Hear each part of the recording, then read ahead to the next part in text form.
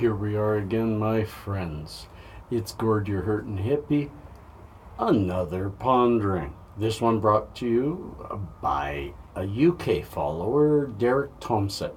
Derek, shout out to you. You have some great ideas, you have some great talks, and I appreciate you.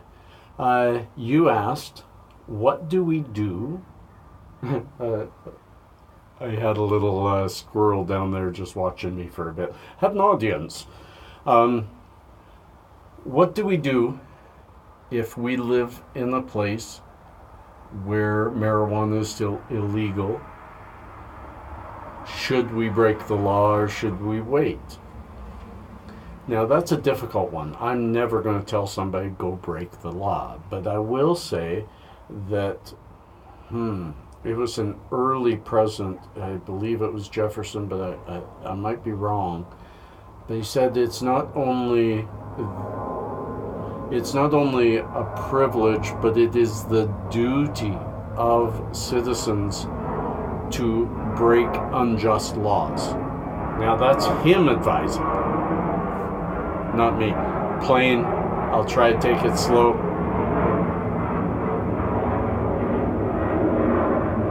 It's a noisy one.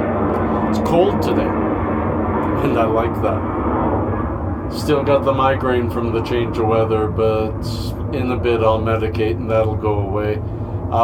So, to really give you a basic understanding of what Derek is getting at, he's in the UK. They have finally allowed CBD to be sold in the UK, and so he is buying that legally, and it is helping him.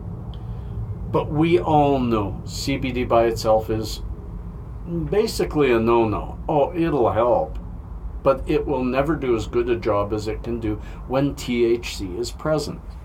It just won't. It just won't. It's called the Entourage Effect. I do ask you guys to look it up, or even look up, I've done 2 or 3 videos on the Entourage Effect. So in the UK, he can now get CBD legally, but medically or not, he can't get any THC to help him with this pain.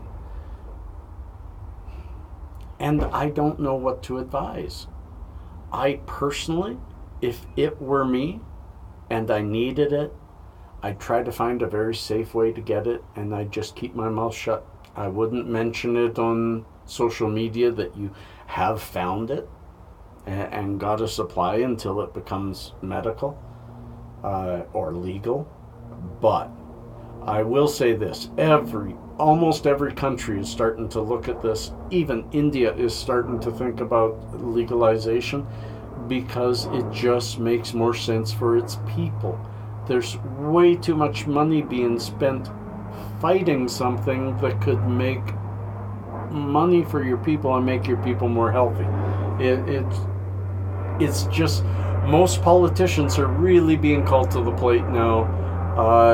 There was some politician in Colorado, I shared it yesterday, who said marijuana makes you homicidal.